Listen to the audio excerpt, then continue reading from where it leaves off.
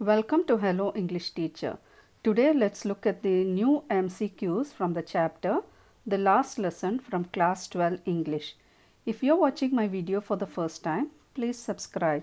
You can listen to the explanations of chapters from classes 10, 11 and 12 English. And don't forget to press the bell icon so that you get notified whenever I upload a video. So let's go on to the video.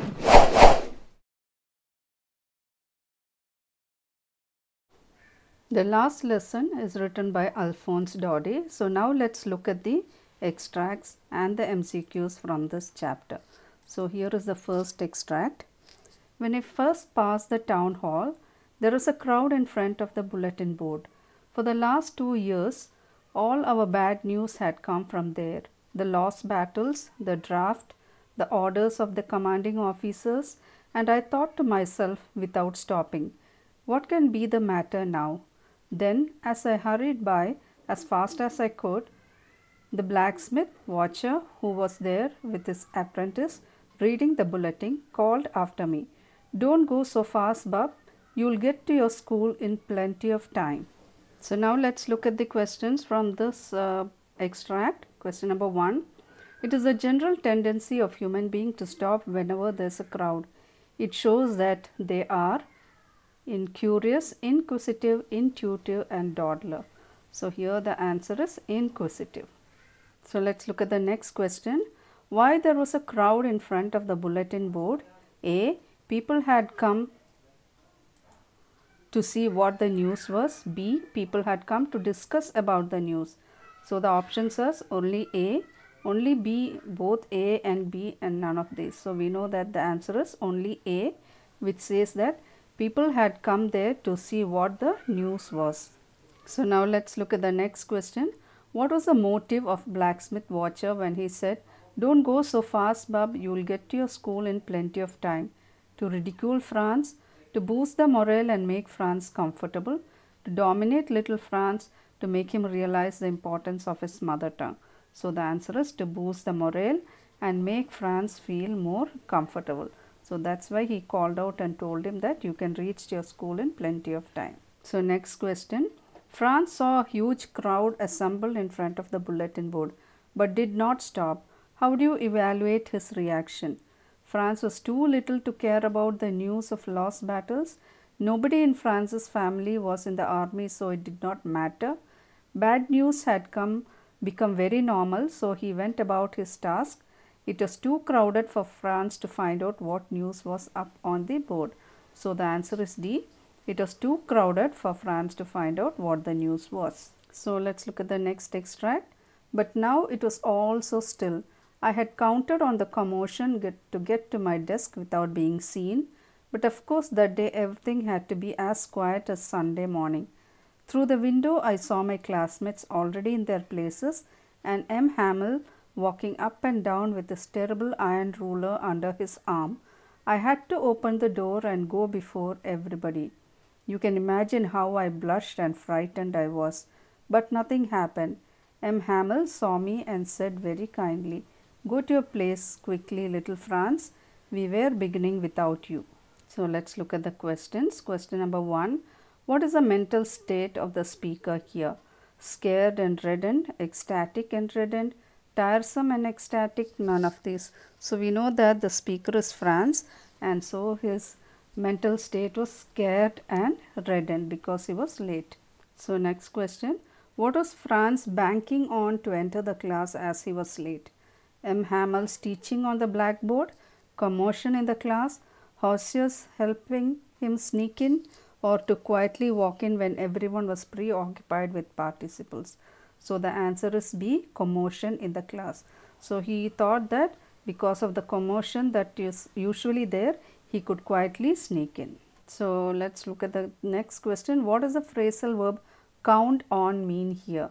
So enumerate, or to misreckon, or to estimate, or hindsight. So here the answer is B, which is option C, to estimate. So let's look at the next question.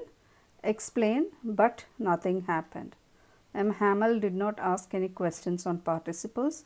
M. Hamel scolded him. M. Hamel made him stand outside the classroom. Instead of scolding Franz, M. Hamel put him at ease. So, what does it mean when he says that but nothing happened? It means that instead of scolding Franz, Hamel put him at ease. So, the answer is D. So, let's look at the next question. Question number 3. Poor man, it was in honor of his last lesson that he had put on his fine Sunday clothes, and now I understood why the old men of the village were sitting there in the back of the room. It was because they were sorry too that they had not gone to school more.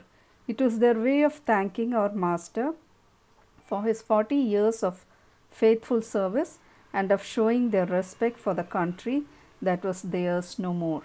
So, let's look at the questions from this extract. Question number 1. Why does the narrator refer to Hamel as poor man? He empathizes with M. Hamel as he had to leave the village. He believes that Hamel's fine Sunday clothes clearly reflected that he was not rich. He feels sorry for M. Hamel as it was his last French lesson. He thinks that Hamel's patriotism and sense of duty resulted in his poverty. So, here the answer is C, which says that he feels sorry for Hamel as it was his last French lesson. So, next question. Choose the option that might raise a question about M. Hamel's faithful service. So, here it means that you have to find an option that does not support him being faithful in his service. So, the options are: when Franz came late, Hamel told him that he was about to begin class without him. Franz mentioned how cranky Hamel was and his great ruler rapping on the table. Hamel often sent students to water his flowers and gave a holiday when he wanted to go fishing.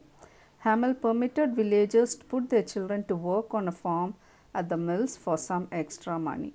So, the answer is C. Hamel often sent his students to water his flowers and gave a holiday when he wanted to go fishing. So, that was what raises a doubt about his faithfulness. So, next question. Why were the old men sitting in the back of the room? As a mark of respect for the French master, to honor Franz, it was an inspection day, it was a gathering of the villagers. So, we know that the answer is A, which means they all sat there as a mark of respect to honor the French master. So, next extract. Why was the country theirs no more? It came under the dictator, it was split, it was captured by the Prussian army, they left their country. So, the answer is C, it was captured by the Prussian army. So, that is why their country was theirs no more. So, let us look at the next extract. On the roof, the pigeons cooed very low, and I thought to myself, will they make them sing in German, even the pigeons? Whenever I looked up from my writing, I saw Hamel sitting motionless in his chair and gazing first at one thing, then at another, as if he wanted to fix in his mind just how everything looked in that little schoolroom. Fancy, for 40 years he had been there in the same place with his garden outside the window and his class in front of him, just like that. So, this is the extract. Let's look at the questions. So, question number 1. Franz thinks, will they make them sing in German, even the pigeons? What could this mean? German would use brutal force over everyone. Harsh orders will be passed. The people cannot be deprived of their essence. The Germans will rob France of its language. So, it means that people cannot be deprived of their essence. So, next question. What does Hamel's motionless posture reflect? The school is dismissed forever, sense of finality, changing order of life, feeling nostalgic. So, the answer is B, sense of finality. So, let us look at the next question. What made Franz forget about M. Hamel's ruler and crankiness? Strange quietness, encroachment of Prussian soldiers drilling and marching. He did not take his mother tongue seriously, thought of M. Hamel leaving forever. So, the answer is D, thought of M. Hamel leaving forever. So, this made him forget about the ruler's crankiness and forgive him. So, next question. What is the tone of the speaker in the first line? Full of pleasure, full of displeasure, full of rage, or full of contentment? So, here the answer is D, full of contentment. So let's look at the next extract. Down there at the back of the room, old Hauser put on his spectacles and holding his primer in both hands, spelled the letters with them. You could see that he too was crying.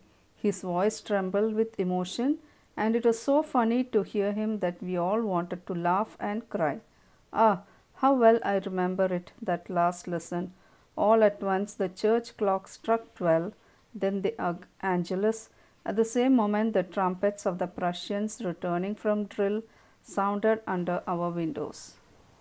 So let's look at the questions from this extract. Question number 1. What was Hauser crying for?